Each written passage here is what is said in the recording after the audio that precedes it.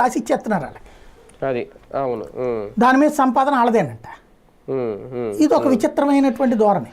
కానీ ఒకటి sir, door delivery విషయంలో సహేతుకమైన కారణమే కనిపిస్తుందా ఇక్కడ అనేది ఒక ప్రశ్న. ఎందుకంటే వీళ్ళిద్దరూ చెప్తున్నది ఒకటే. ఒకళ్ళు ఏం చెప్తున్నారు, రేషన్ డిపోలు తీసేయడం వల్ల చాలా మంది ఉపాధి కోల్పోతున్నారు, ఖచ్చితంగా వాళ్ళకి మళ్ళీ ఉపాధి కల్పించే మార్గం. మొన్న నాదెండ్ల మనోహర్ గారు చెప్పింది, ఇంటింటికి ఈ వెహికల్స్ ద్వారా ఇవ్వడం వల్ల పక్కదారి పట్టేస్తున్న బియ్యం అక్రమంగా ఎగుమతి అయిపోతున్నాయి, దాన్ని అరికట్టడానికి. దానికి సంబంధించి ఇప్పుడు ఒక సిట్ కూడా ఏదో చేశారు, అది కూడా మొత్తం అందరిలో గుబులు రేకెత్తిస్తుంది, అది ఇదని. ఇది ఎంతవరకు సహేతం కనిపిస్తుంది ఇక్కడ చూడొచ్చు? ఒకళ్ళనొక్కళ్ళని దొంగలు చేసి చూపెట్టుకుంటూ ఒకళ్ళని పంపించేసేటప్పుడు ఒక పద్ధతి అండి. మరి ఇంతకుముందు రేషన్ షాపులు ఉన్నప్పుడు దొరకలేదా లారీలు? అదే కదా. అవును. ఇక్కడ బేసిక్గా అనేక సార్లు మనం 1,00,000 సార్లు మాట్లాడుకుని నిజాయితీగా ఉంటే తినే బియ్యం ఇవ్వండి.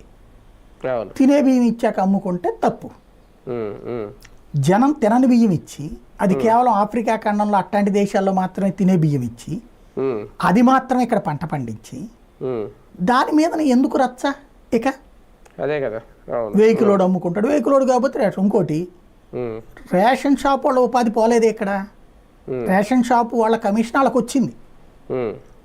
వాళ్ళు డెలివరీ బాయ్స్ అంటే వాళ్ళని ఒక స్టోరేజ్ పాయింట్లుగా మార్చారు. అవును. ఇప్పుడు ఇవాళ పోతుంది ఉద్యోగం. వాస్తవంగా రేషన్ షాపులకు అప్పుడు పోయే పరిస్థితి